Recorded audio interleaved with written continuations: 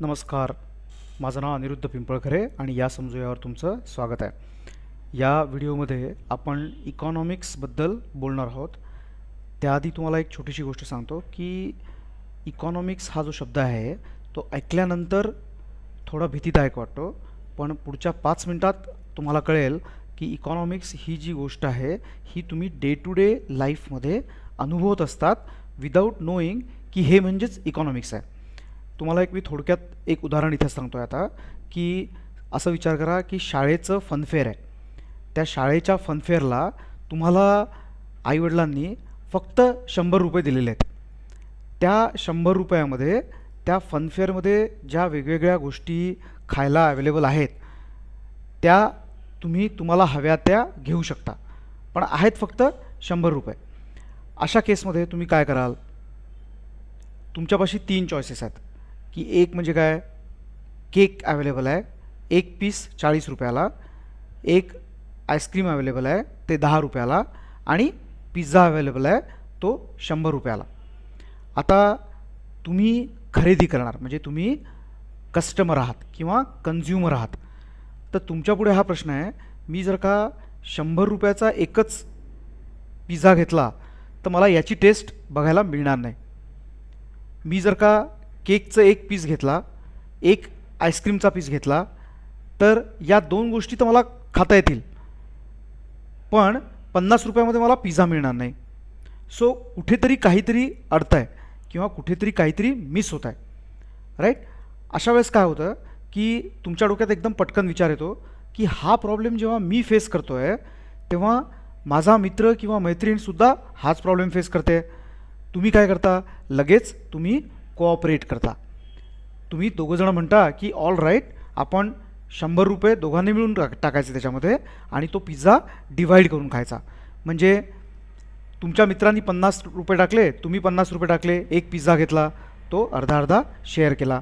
उरलेल्या 50 रुपयामध्ये तुम्ही आईस्क्रीम पण खाल्ला आणि केक पण खाल्ली. वेल, यू हॅड फन. तिथे जे काही अवेलेबल होतं ते सगळं तुम्हाला खाता आलं, राईट? तर हे जे काही सगळं आत्ता घडलं ना, ते म्हणजेच इकॉनॉमिक्स आहे. इकॉनॉमिक्स हे एक असं सायन्स आहे की जे त्या सायन्सला याची कल्पना आहे की रिसोर्सेस म्हणजे तुमच्यापाशी असलेले पैसे, तुमच्यापाशी असलेला टाईम, तुमच्यापाशी असलेलं मटेरियल हे लिमिटेड आहे, स्केअर्स आहे, राईट? हे लिमिटेड आहे. तर ही जी स्केअरसिटी असते त्याच्यामुळे इंडिव्हिज्युअल कसा बिहेव करतो आणि तो कसा गोष्टींची एक्सचेंज करतो. म्हणजे फॉर एक्झाम्पल काय, तुम्ही पैसे दिलेत आणि केक घेतलीत, तर तुमच्या पैशाची ओनरशिप आता त्या दुकानदाराकडे गेलेली आहे, जो मुलगा ते विकतो त्याच्याकडे, आणि त्याची केक तुमच्याकडे आली आहे. तर ही ओनरशिप जी ट्रान्सफर आहे ते करण्याकरता लिमिटेड रिसोर्सेसचं जे एक्सचेंज आहे ते जेव्हा होतं, त्याचं जे सायन्स आहे, त्याचा जो स्टडी आहे, सिस्टमॅटिक स्टडी, त्याला इकॉनॉमिक्स असं म्हणतात, राईट? ओके, आपण एकदा हे फरक जसं आहे तसं एकदा वाचून बघू. Science that explains choices we make to deal with scarcity, right? It is a social science that focuses on behaviour of individual और groups to exchange scarce resources, right?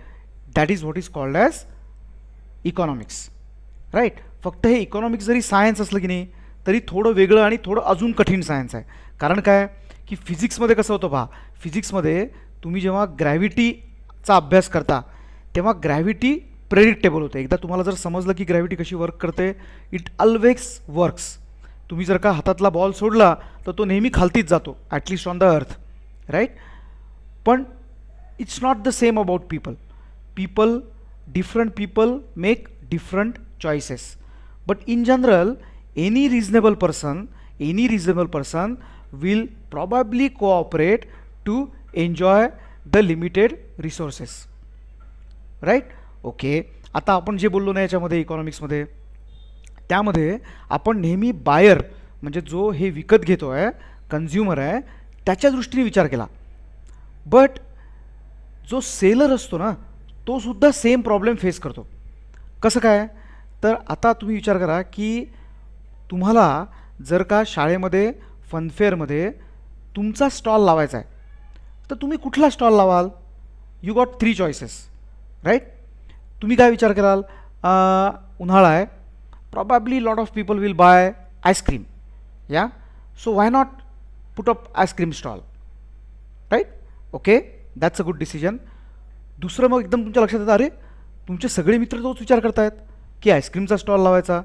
Then you say okay, if so many people are putting up ice cream stall, तर माझ्याकडनं कोण विकत घेईल? मला काहीतरी वेगळं करू आपण, मी केकचं शॉप टाकतो. ऑलराईट. पण तुमच्या लक्षात आलं की अरे केक करणं जरा मुश्किल आहे, एवढं त्रास होईल त्याच्यामध्ये, किती वेळ जाईल, मला आईची मदत घ्यायला लागेल, हे ते, right? So then some of you might decide no no no, probably not cake, I will go for pizza. But then पिझ्झाचं तुम्ही शॉप लावलं तर तुमच्या डोक्यात काय प्रश्न राहतील की मी जर का तो 100 रुपयाचा पिझ्झा म्हटला तर may be many people won't buy from me. But then you suddenly realise की हा विचार करून there are very few pizza shops. So if you put up a pizza shop, people will definitely cooperate and come to eat pizza from you.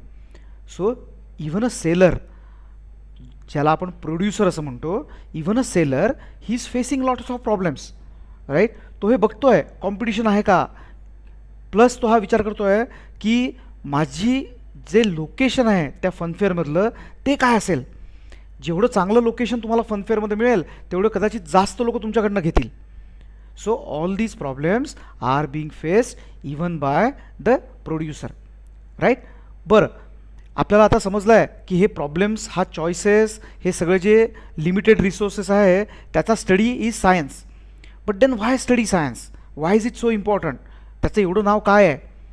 तर याचं नाव याच्यासाठी आहे की जेव्हा ॲज अ सेलर तुम्ही या सगळ्या गोष्टींचा जेव्हा नीट विचार करता आणि देन तुम्ही तुमचं प्रोडक्ट कोणतं घ्यायचं ते विकायचं ते तुम्ही डिसाईड करता, त्याच्यामुळे तुम्हाला चांगला प्रॉफिट मिळण्याचे चान्सेस वाढतात. Because then you are really planning, you are really thinking. So seller point of view, profit वाढवण्यासाठी तुम्हाला बायरचं बिहेवियर काय आहे ते नीट समजून घेणं आवश्यक आहे. All right. But then what is benefit for the buyer? तर तुम्हाला जर का सेलरचा पण पॉईंट ऑफ व्ह्यू जर का समजला तर तुम्हाला निगोशिएट करता येतं, तुम्हाला वेगवेगळ्या शॉप्सला भेट देऊन प्राइसेस कम्पेअर करता येतात, तुम्हाला सेलरचा पण पॉईंट ऑफ व्ह्यू जो आहे तो अंडरस्टँड करता येतो आणि अनेक ऑप्शन्स तुमच्या पुढे ओपन होतात. तुम्ही लोकांबरोबर कॉपरेट करता आणि या सगळ्या गोष्टींमुळे अल्टिमेटली तुमचे पैसे वाचू शकतात. All right. So that is why in general we all know that money is important and that's why you need to understand economics in a better way. I hope this video was fun. Please stay tuned. Thank you. Bye bye.